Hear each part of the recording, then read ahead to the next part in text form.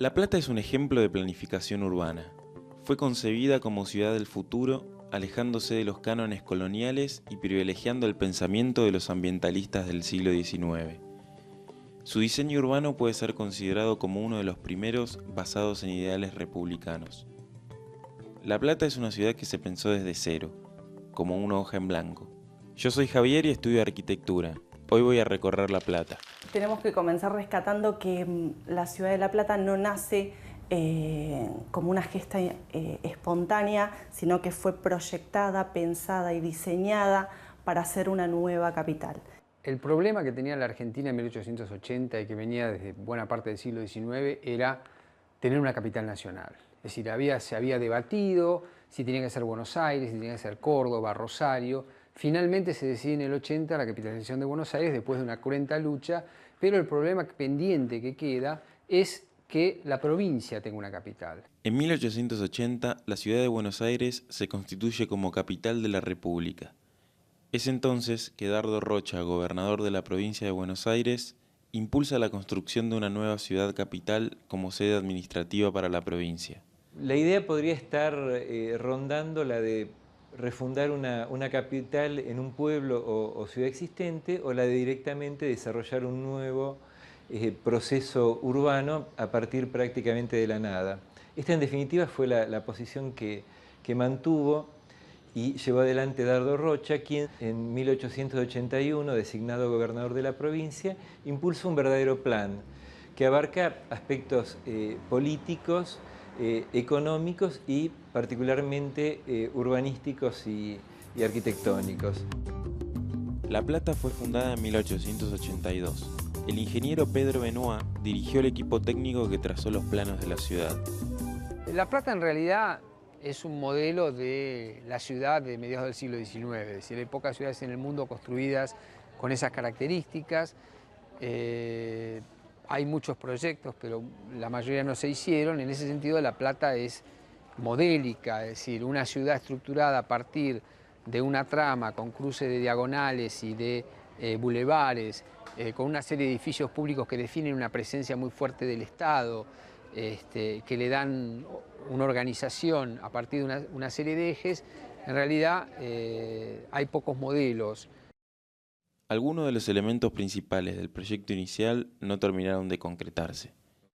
Una de las piezas claves del plan de Dardo Rocha era el puerto. La idea del puerto obviamente era productiva, que sirva como canal básicamente de salida de las exportaciones de granos y de carnes de la provincia, con lo cual su rol también iba a reemplazar o a sobreponerse al del puerto de Buenos Aires, pero los intereses de la capital federal atentaron contra el funcionamiento del puerto de La Plata, a tal punto que en 1905 se lo nacionaliza y se extingue así su rol de gran exportador de granos y carnes al resto del mundo.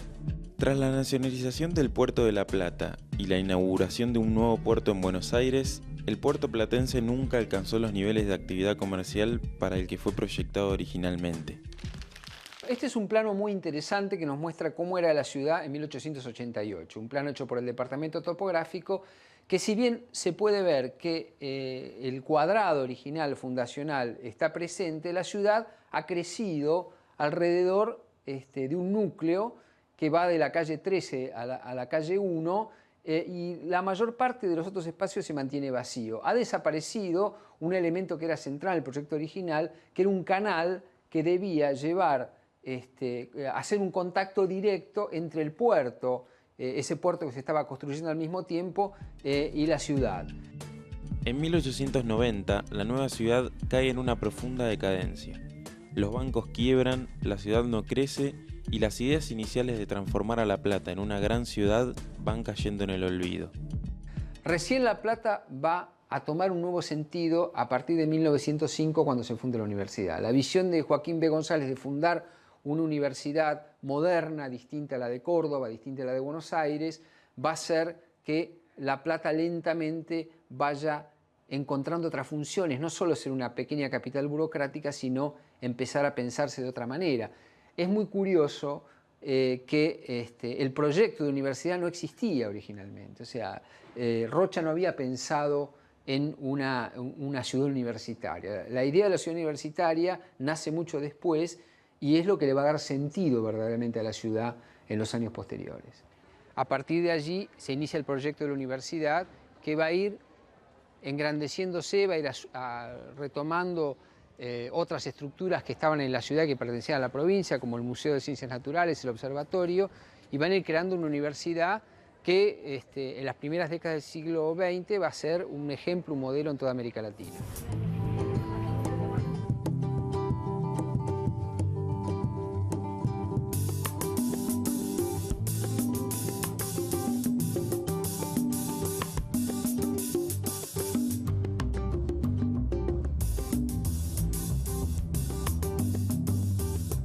El trazado de la ciudad está definido básicamente a partir de un cuadrado diferenciado de su territorio aledaño por un gran bulevar o cinturón de circunvalación, a la manera de la huella que las murallas dejaban en las ciudades medievales europeas.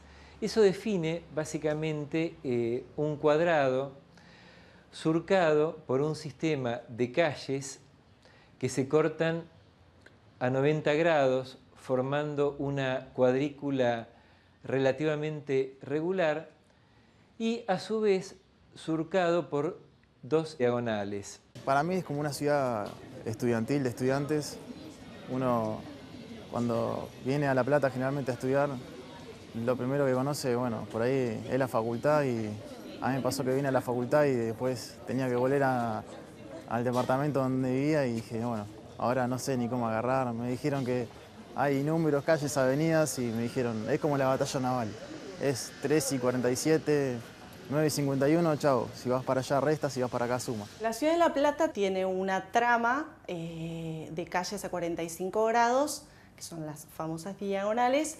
Tiene dos diagonales mayores, que son las diagonales que cruzan y atraviesan toda la ciudad desde sus extremos. La diagonal 74 va de norte a sur y la 73 de este a oeste. Básicamente, digamos, los fundamentos del plan original tienen que ver con agilizar la circulación desde los extremos de la ciudad hacia el centro y viceversa, vinculando el centro del casco con la periferia, y además tiene otras diagonales internas de recorridos más cortos que circunscriben un poco el movimiento y las actividades del centro de la ciudad. Pero bueno, si no conoces es fácil perderte. Me parece que tiene que ver con el hecho de que cuando uno se para en una esquina y mira hacia una diagonal, por ejemplo, ve lo mismo que a una avenida, porque la perspectiva es casi infinita, o sea, son líneas rectas y por ahí eso es lo que genera una pérdida de la orientación, ¿no?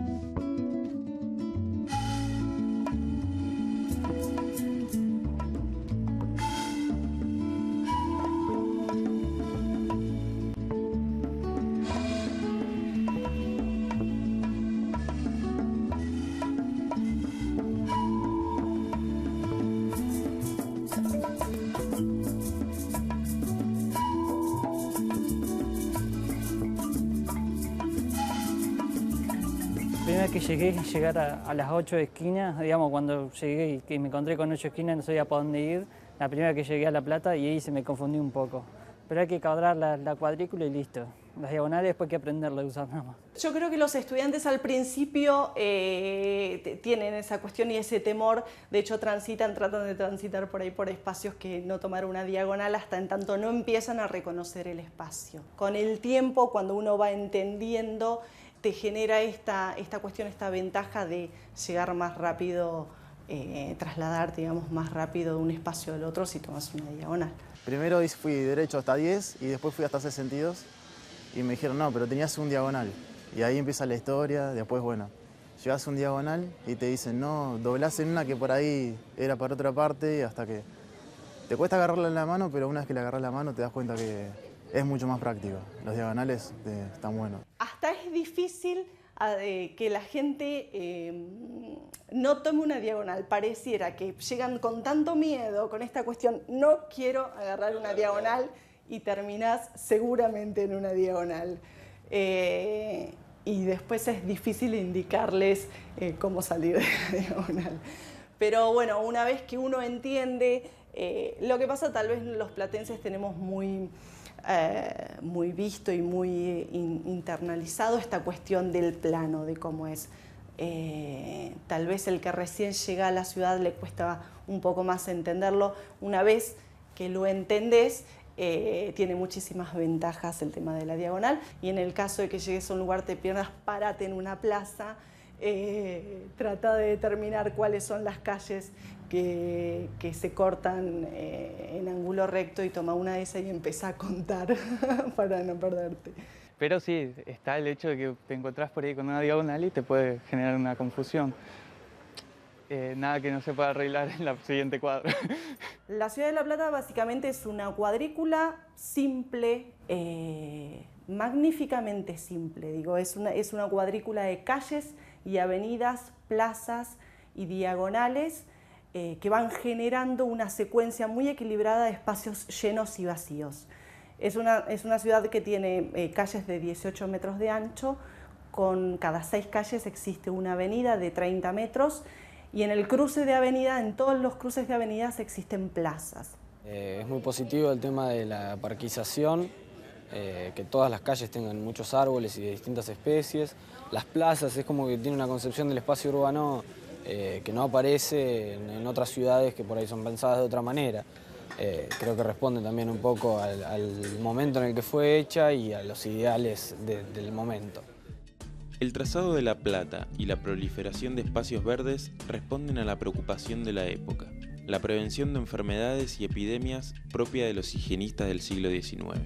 Tienen que ver con propiciar el asoleamiento y la circulación de los vientos predominantes, norte-sur, este-oeste.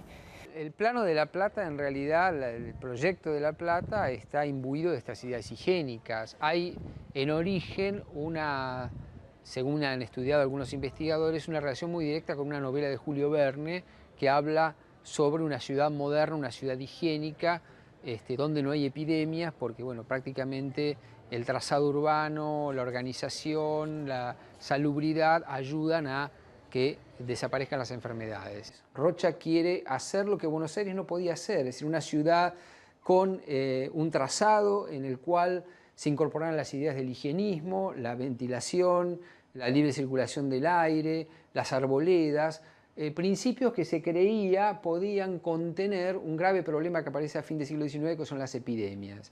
Todavía se pensaba que las enfermedades se transmitían por el agua o por el aire. Entonces, tener una ciudad aireada, ventilada, donde digamos, los vientos pudieran fluir libremente, era una condición fundamental para una ciudad moderna. Esto con la idea de distribuir equitativamente espacios verdes que funcionarían como una suerte de pulmón urbano. Pensar el urbanismo y los árboles en la ciudad de La Plata es inseparable, por la sencilla razón de que fueron pensados simultáneamente, conjuntamente. Y esto obedecía a un paradigma que había surgido primero en Inglaterra, con las grandes áreas verdes apaisadas. Surge el paisajismo, concretamente en el siglo XVIII, como un instrumento poderoso de reforma y mejora urbana. Eso pasa a Francia con la revolución de Napoleón III, la gran reforma urbanística de París, y ahí surgen las principales tipologías del verde en la ciudad. Los parques y espacios verdes rigurosamente esparcidos son uno de los elementos típicos de La Plata. Esto va a ser un elemento clave para la concepción de la ciudad, que va a combinar entonces una idea básicamente geométrica con otra de introducción de la naturaleza en la ciudad. Surge un paisaje también en la ciudad a partir de la gran diversidad de fachadas. El árbol viene como elemento reiterado a dar unidad a ese paisaje con todos los beneficios también ambientales y no solamente formales. Originariamente se había pensado en caracterizar fuertemente las distintas especies para ir dando también una señal de lugar, una identidad de lugar a una cuadrícula, a una matriz urbana muy homogénea. En ese sentido han sido proverbiales, por ejemplo, los plátanos de las avenidas 51, la 53, o por ejemplo los tilos, que fueron traídos los primeros de Alemania en barco y fueron salvados de un viaje demasiado largo en el Parque Saavedra. Los grandes palacios públicos de La Plata fueron pensados y rodeados por jardines, que es una tipología no tan frecuente y de gran valor ambiental, paisajístico y urbanístico. Yo, por lo menos mi experiencia de que estoy acá, siempre lo traté como un pueblo grande para mí. Yo allá también terminé la relación de las plazas y esto tener cada 6 una avenida y una plaza a mí me hizo muy ameno con mi ciudad. Es un pueblo grande, así lo llamo yo por lo menos.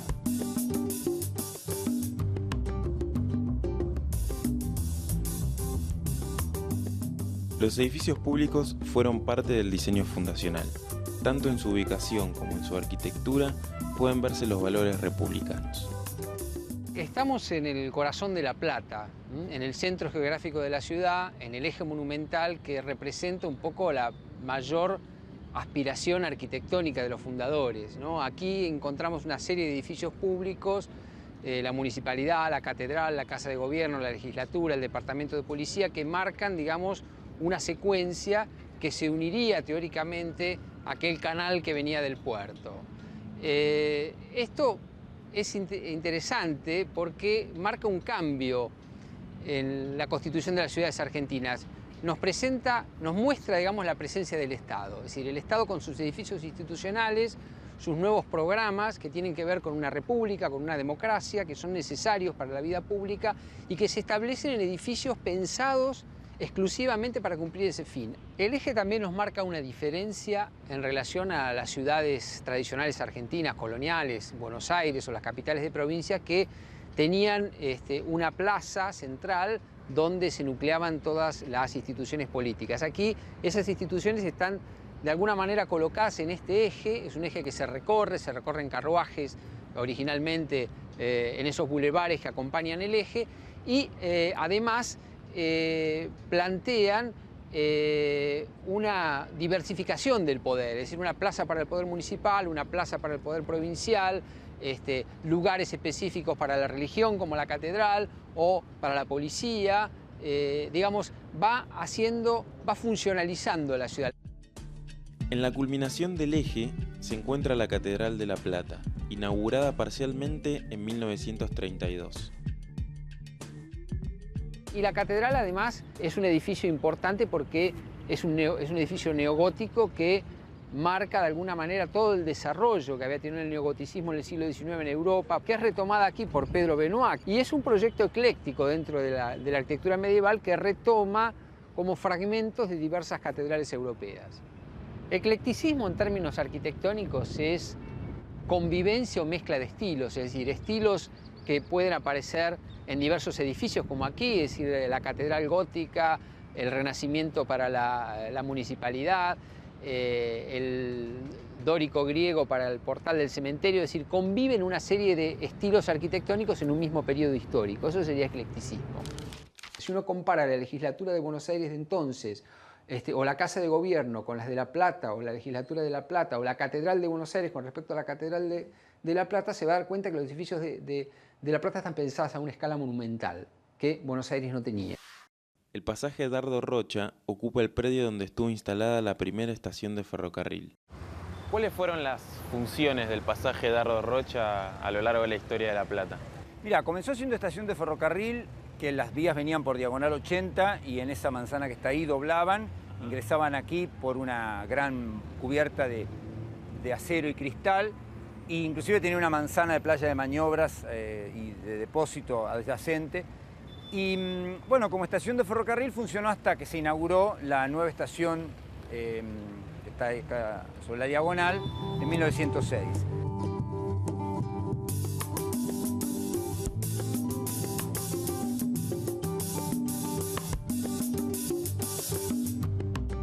Finalmente fue recuperado a partir de 1982 y se convirtió en un lugar para exposiciones y luego tuvo una restauración y actualmente funcionan varias salas, el MACLA, el Museo de Arte Contemporáneo Latinoamericano,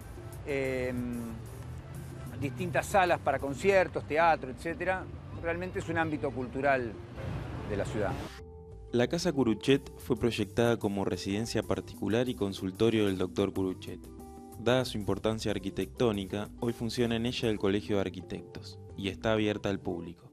Soy arquitecto Raúl Barandiarán, vicepresidente del Colegio de Arquitectos de la Provincia de Buenos Aires, y nos encontramos en la Casa Curuchet, única casa proyectada por el arquitecto Le Corbusier en Sudamérica y que el Colegio de Arquitectos alquila este lugar y lo mantiene desde hace 21 años.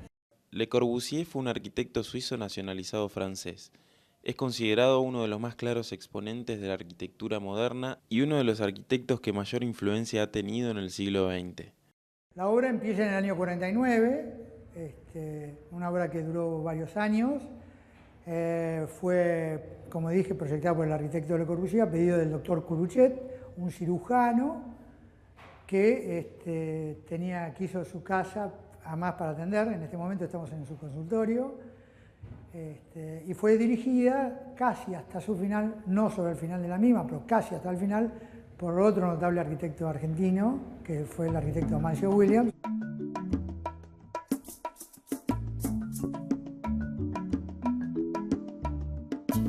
Parte de la arquitectura de Le Corbusier y están sus principios básicos aquí expuestos.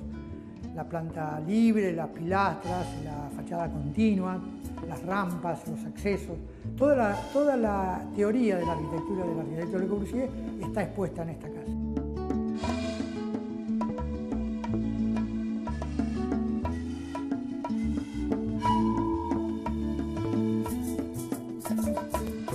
Es una casa muy escultórica, donde uno la va recorriendo y siempre va descubriendo algo nuevo. Nos acompañan muchos estudiantes de diferentes facultades de arquitectura, muchos estudiantes de la Facultad de Bellas Artes, de por sí arquitectos y muchos intelectuales también, turistas extranjeros especialmente, que llegan a la ciudad de La Plata exclusivamente para ver la casa. Para mí es un orgullo poder estar acá, porque además todos los días tengo experiencias nuevas, tomando en contacto con la gente.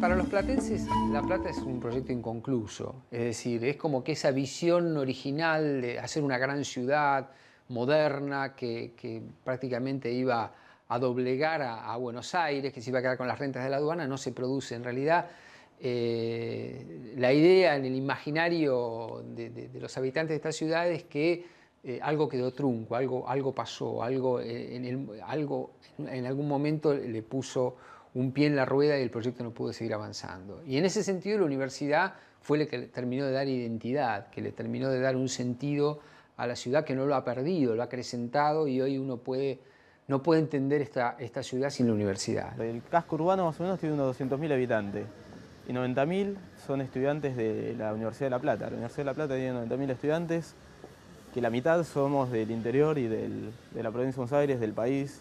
Del interior del país, gente de todas las provincias vienen acá. Estoy en Arquitectura 5 y mi nombre es Asad Nicolás y soy de Río Gallegos, Santa Cruz. Mi nombre es Khalil Ampot, soy misionero, de origen misionero.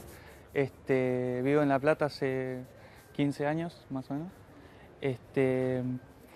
Estoy en sexto año de arquitectura, tratando de recibirme. Mi nombre es Lucas Tedesco, soy estudiante de arquitectura, estoy en quinto año, cursando el quinto año de la carrera. Y bueno, yo soy de la ciudad de Chacabuco, en provincia de Buenos Aires, noroeste. Y vine acá hace 5 años a estudiar. Lo que en algún momento fue una idea, hoy es una ciudad. El tiempo la fue modificando, pero sin alterar el núcleo del trazado original. La cuadrícula, las diagonales, los bulevares y los espacios verdes. El tiempo hizo de esa ciudad abstracta una ciudad real. la hoja en blanco fue trazada.